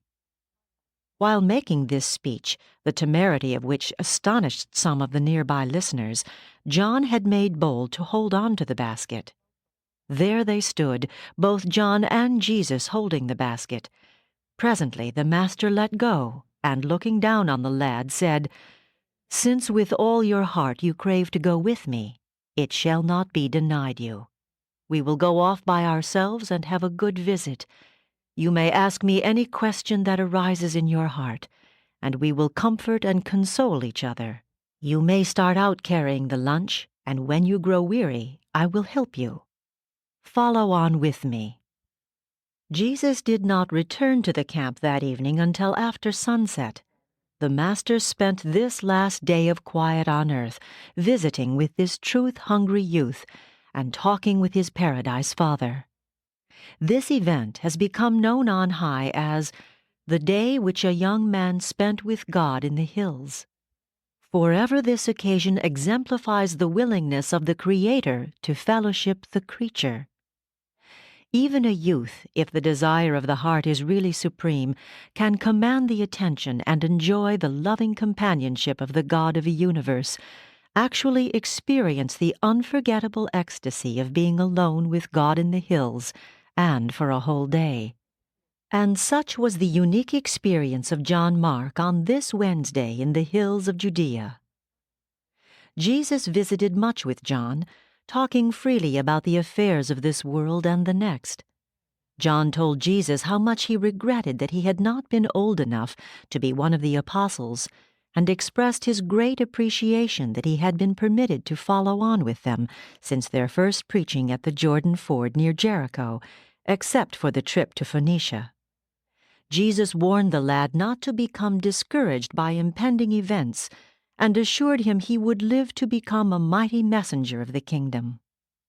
John Mark was thrilled by the memory of this day with Jesus in the hills, but he never forgot the Master's final admonition, spoken just as they were about to return to the Gethsemane camp, when he said, "Well, John, we have had a good visit, a real day of rest, but see to it that you tell no man the things which I told you." And John Mark never did reveal anything that transpired on this day, which he spent with Jesus in the hills. Throughout the few remaining hours of Jesus' earth life, John Mark never permitted the Master for long to get out of his sight. Always was the lad in hiding nearby. He slept only when Jesus slept. 2. Early Home Life. In the course of this day's visiting with John Mark, Jesus spent considerable time comparing their early childhood and later boyhood experiences. Although John's parents possessed more of this world's goods than had Jesus' parents, there was much experience in their boyhood which was very similar. Jesus said many things which helped John better to understand his parents and other members of his family. When the lad asked the Master how he could know that he would turn out to be a mighty messenger of the kingdom, Jesus said, "I know you will prove loyal to the gospel of the kingdom because I can depend upon your present faith and love when these qualities are grounded upon such an early training as has been your portion at home. You are the product of a home where the parents bear each other a sincere affection, and therefore you have not been overloved so as injuriously to exalt your concept of self-importance. Neither has your personality suffered distortion in consequence of your parents' loveless maneuvering for your confidence and loyalty, the one against the other. You have enjoyed that parental love which ensures laudable self-confidence and which fosters normal feelings of security.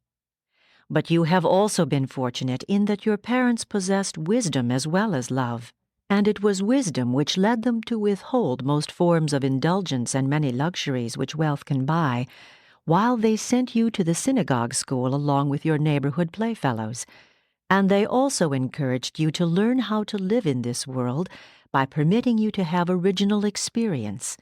You came over to the Jordan, where we preached and John's disciples baptized, with your young friend Amos. Both of you desired to go with us. When you returned to Jerusalem, your parents consented.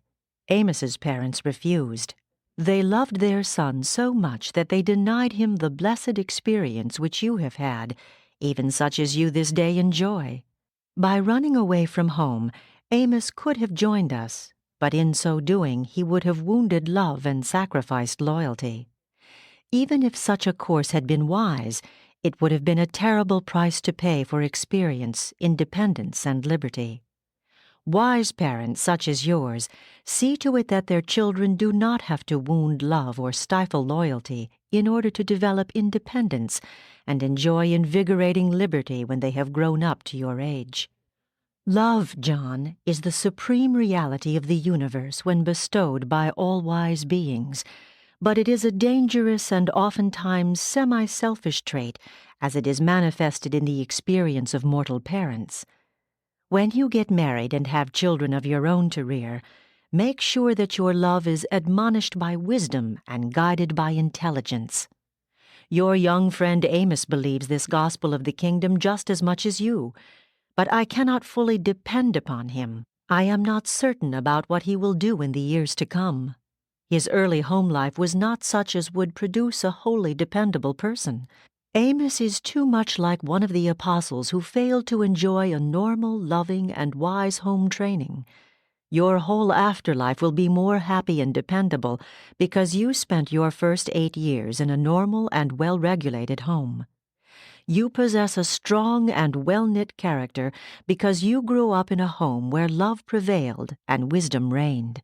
Such a childhood training produces a type of loyalty which assures me that you will go through with the course you have begun. For more than an hour, Jesus and John continued this discussion of home life. The Master went on to explain to John how a child is wholly dependent on his parents and the associated home life for all his early concepts of everything intellectual, social, moral, and even spiritual, since the family represents to the young child all that he can first know of either human or divine relationships. The child must derive his first impressions of the universe from the mother's care. He is wholly dependent on the earthly father for his first ideas of the heavenly Father. The child's subsequent life is made happy or unhappy, easy or difficult, in accordance with his early mental and emotional life, conditioned by these social and spiritual relationships of the home. A human being's entire afterlife is enormously influenced by what happens during the first few years of existence. It is our sincere belief that the gospel of Jesus' teaching, founded as it is on the father-child relationship, can hardly enjoy a worldwide acceptance until such a time as the home life of the modern civilized peoples embraces more of love and more of wisdom. Notwithstanding that parents of the 20th century possess great knowledge and increased truth for improving the home and ennobling the home life, it remains a fact that very few modern homes are such good places in which to nurture boys and girls as Jesus' home in Galilee and John Mark's home in Judea, albeit the acceptance of Jesus' gospel will result in the immediate improvement of home life. The love life of a wise home and the loyal devotion of true religion exert a profound reciprocal influence upon each other. Such a home life enhances religion, and genuine religion always glorifies the home. It is true that many of the objectionable stunting influences and other cramping features of these olden Jewish homes have been virtually eliminated from many of the better regulated modern homes. There is indeed more spontaneous freedom and far more personal liberty, but this liberty is not restrained by love, motivated by loyalty, nor directed by the intelligent discipline of wisdom. As long as we teach the child to pray, "Our Father who is in heaven," a tremendous responsibility rests upon all earthly fathers so to live and order their homes that the word Father becomes worthily enshrined in the minds and hearts of all growing children. 3. The Day at Camp. The apostles spent most of this day walking about on Mount Olivet and visiting with the disciples who were encamped with them. But early in the afternoon they became very desirous of seeing Jesus return. As the day wore on, they grew increasingly anxious about his safety. They felt inexpressibly lonely without him. There was much debating throughout the day as to whether the Master should have been allowed to go off by himself in the hills, accompanied only by an errand boy. Though no man openly so expressed his thoughts, there was not one of them, save Judas Iscariot, who did not wish himself in John Mark's place. It was about mid-afternoon when Nathanael made his speech on supreme desire to about half a dozen of the apostles and as many disciples, the ending of which was, "What is wrong with most of us is that we are only half-hearted. We fail to love the Master as he loves us. If we had all wanted to go with him as much as John Mark did, he would surely have taken us all. We stood by while the lad approached the Master and offered him the basket. But when the Master took hold of it, the lad would not let go, and so the Master left us here while he went off to the hills with basket, boy, and all." About 4 o'clock, runners came to David Zebedee, bringing him word from his mother at Bethsaida and from Jesus' mother. Several days previously, David had made up his mind that the chief priests and rulers were going to kill Jesus. David knew they were determined to destroy the Master, and he was about convinced that Jesus would neither exert his divine power to save himself, nor permit his followers to employ force in his defense. Having reached these conclusions, he lost no time in dispatching a messenger to his mother, urging her to come at once to Jerusalem, and to bring Mary, the mother of Jesus, and every member of his family.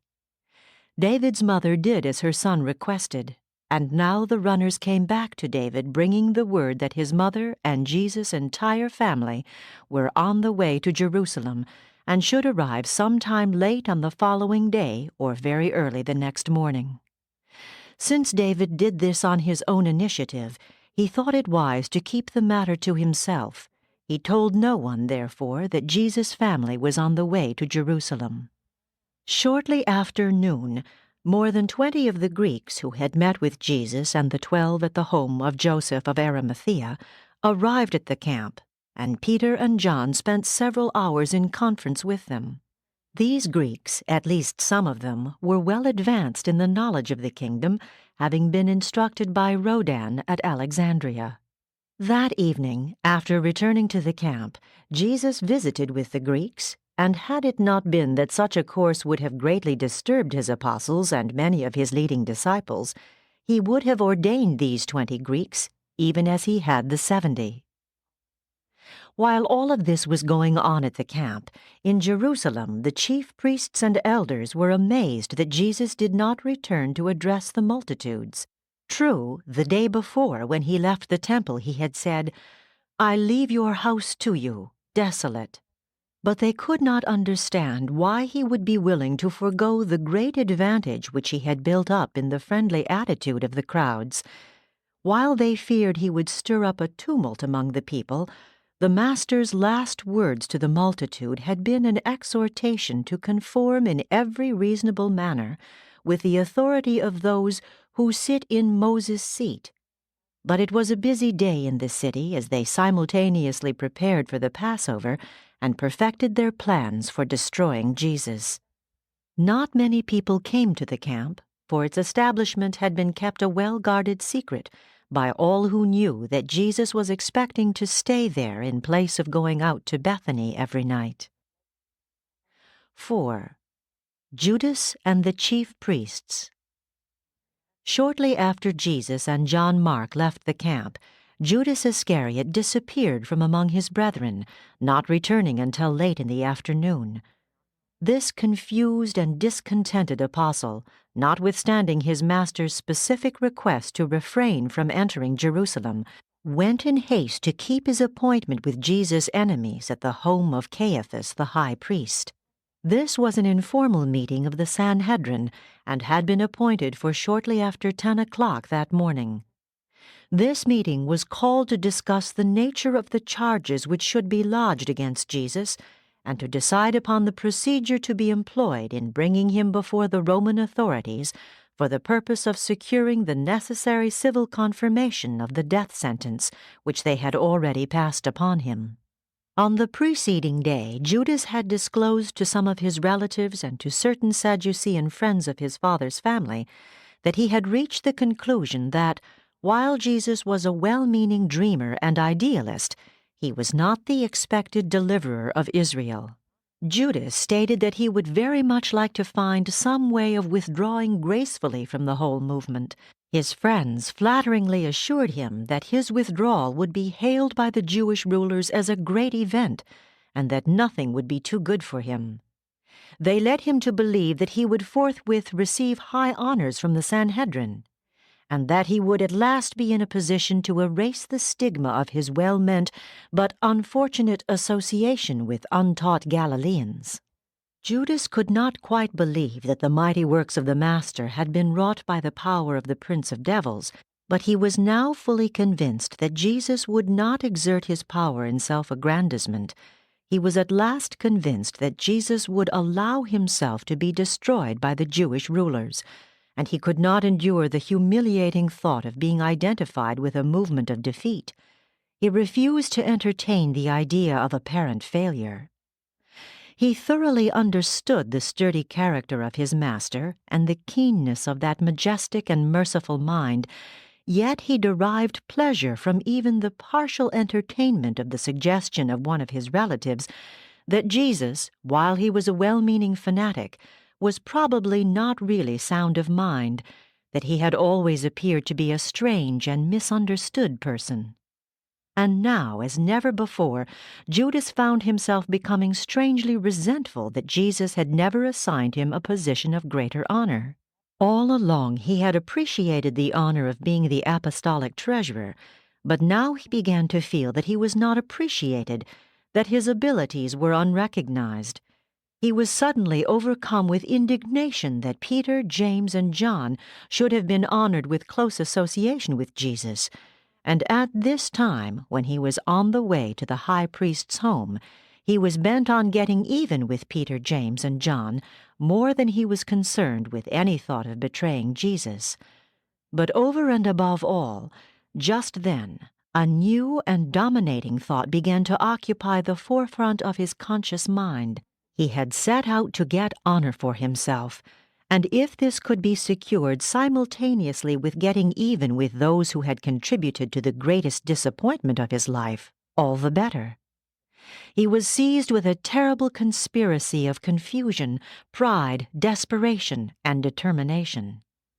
And so it must be plain that it was not for money that Judas was then on his way to the home of Caiaphas to arrange for the betrayal of Jesus. As Judas approached the home of Caiaphas, he arrived at the final decision to abandon Jesus and his fellow apostles, and having thus made up his mind to desert the cause of the kingdom of heaven, he was determined to secure for himself as much as possible of that honor and glory which he had thought would sometime be his when he first identified himself with Jesus and the new gospel of the kingdom. All of the apostles once shared this ambition with Judas, but as time passed, they learned to admire truth and to love Jesus, at least more than did Judas. The traitor was presented to Caiaphas and the Jewish rulers by his cousin, who explained that Judas, having discovered his mistake in allowing himself to be misled by the subtle teaching of Jesus, had arrived at the place where he wished to make public and formal renunciation of his association with the Galilean, and at the same time to ask for reinstatement in the confidence and fellowship of his Judean brethren. This spokesman for Judas went on to explain that Judas recognized it would be best for the peace of Israel if Jesus should be taken into custody, and that, as evidence of his sorrow in having participated in such a movement of error, and as proof of his sincerity in now returning to the teachings of Moses, he had come to offer himself to the Sanhedrin as one who could so arrange with the captain holding the orders for Jesus' arrest that he could be taken into custody quietly, thus avoiding any danger of stirring up the multitudes or the necessity of postponing his arrest until after the Passover. When his cousin had finished speaking, he presented Judas, who, stepping forward near the high priest, said, "All that my cousin has promised, I will do. But what are you willing to give me for this service?" Judas did not seem to discern the look of disdain and even disgust that came over the face of the hard-hearted and vainglorious Caiaphas. His heart was too much set on self-glory and the craving for the satisfaction of self-exaltation. And then Caiaphas looked down upon the betrayer while he said, "Judas, you go to the captain of the guard and arrange with that officer to bring your master to us, either tonight or tomorrow night, and when he has been delivered by you into our hands, you shall receive your reward for this service." When Judas heard this, he went forth from the presence of the chief priests and rulers, and took counsel with the captain of the temple guards as to the manner in which Jesus was to be apprehended. Judas knew that Jesus was then absent from the camp, and had no idea when he would return that evening. And so they agreed among themselves to arrest Jesus the next evening, Thursday, after the people of Jerusalem and all of the visiting pilgrims had retired for the night. Judas returned to his associates at the camp intoxicated with thoughts of grandeur and glory such as he had not had for many a day. He had enlisted with Jesus, hoping someday to become a great man in the new kingdom. He at last realized that there was to be no new kingdom such as he had anticipated. But he rejoiced in being so sagacious as to trade off his disappointment in failing to achieve glory in an anticipated new kingdom for the immediate realization of honor and reward in the old order, which he now believed would survive, and which he was certain would destroy Jesus and all that he stood for. In its last motive of conscious intention, Judas' betrayal of Jesus was the cowardly act of a selfish deserter whose only thought was his own safety and glorification, no matter what might be the results of his conduct upon his master and upon his former associates. But it was ever just that way. Judas had long been engaged in this deliberate, persistent, selfish, and vengeful consciousness of progressively building up in his mind and entertaining in his heart these hateful and evil desires of revenge and disloyalty. Jesus loved and trusted Judas even as he loved and trusted the other apostles, but Judas failed to develop loyal trust and to experience wholehearted love in return. And how dangerous ambition can become when it is once wholly wedded to self-seeking and supremely motivated by sullen and long-suppressed vengeance.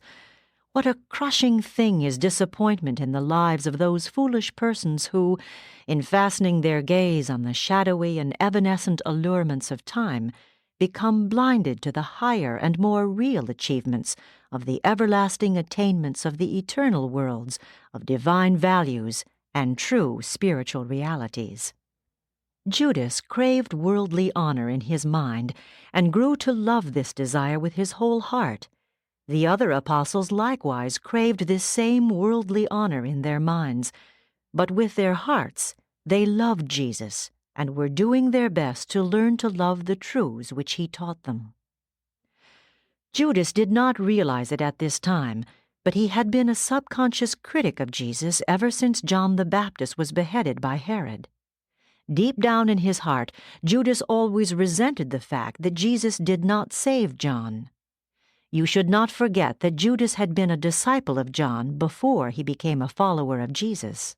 And all these accumulations of human resentment and bitter disappointment, which Judas had laid by in his soul in habiliments of hate, were now well organized in his subconscious mind and ready to spring up to engulf him when he once dared to separate himself from the supporting influence of his brethren, while at the same time exposing himself to the clever insinuations and subtle ridicule of the enemies of Jesus. Every time Judas allowed his hopes to soar high and Jesus would do or say something to dash them to pieces, there was always left in Judas's heart a scar of bitter resentment, and as these scars multiplied, presently that heart, so often wounded, lost all real affection for the one who had inflicted this distasteful experience upon a well-intentioned but cowardly and self-centered personality. Judas did not realize it, but he was a coward. Accordingly was he always inclined to assign to Jesus cowardice as the motive which led him so often to refuse to grasp for power or glory when they were apparently within his easy reach.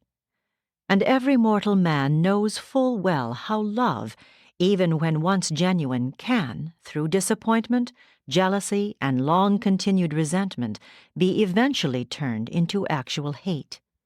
At last the chief priests and elders could breathe easily for a few hours. They would not have to arrest Jesus in public, and the securing of Judas as a traitorous ally ensured that Jesus would not escape from their jurisdiction as he had so many times in the past. 5. The last social hour.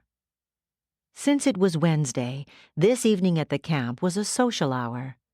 The Master endeavored to cheer his downcast apostles, but that was well-nigh impossible. They were all beginning to realize that disconcerting and crushing events were impending. They could not be cheerful, even when the Master recounted their years of eventful and loving association. Jesus made careful inquiry about the families of all of the apostles and, looking over toward David Zebedee, asked if anyone had heard recently from his mother, his youngest sister, or other members of his family. David looked down at his feet. He was afraid to answer. This was the occasion of Jesus warning his followers to beware of the support of the multitude. He recounted their experiences in Galilee when time and again great throngs of people enthusiastically followed them around, and then just as ardently turned against them and returned to their former ways of believing and living. And then he said, "And so you must not allow yourselves to be deceived by the great crowds who heard us in the temple, and who seem to believe our teachings. These multitudes listen to the truth and believe it superficially with their minds, but few of them permit the word of truth to strike down into the heart with living roots. Those who know the gospel only in the mind, and who have not experienced it in the heart, cannot be depended upon for support when real trouble comes. When the rulers of the Jews reach an agreement to destroy the Son of Man, and when they strike with one accord, you will see the multitude either flee in dismay or else stand by in silent amazement while these maddened and blinded rulers lead the teachers of the gospel truth to their death. And then, when adversity and persecution descend upon you, still others who you think love the truth will be scattered, and some will renounce the gospel and desert you. Some who have been very close to us have already made up their minds to desert. You have rested today in preparation for those times which are now upon us. Watch, therefore, and pray that on the morrow you may be strengthened for the days that are just ahead." The atmosphere of the camp was charged with an inexplicable tension. Silent messengers came and went, communicating with only David Zebedee.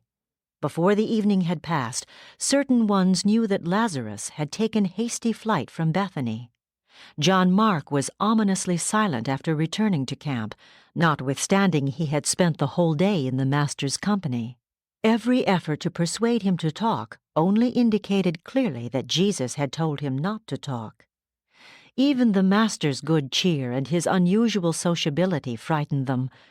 They all felt the certain drawing upon them of the terrible isolation which they realized was about to descend with crashing suddenness and inescapable terror. They vaguely sensed what was coming, and none felt prepared to face the test. The master had been away all day. They had missed him tremendously. This Wednesday evening was the low tide mark of their spiritual status up to the actual hour of the master's death. Although the next day was one more day nearer the tragic Friday, still he was with them, and they passed through its anxious hours more gracefully.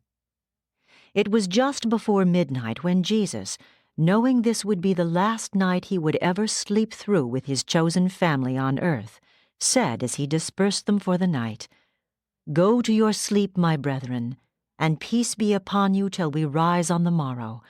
One more day to do the Father's will and experience the joy of knowing that we are his sons."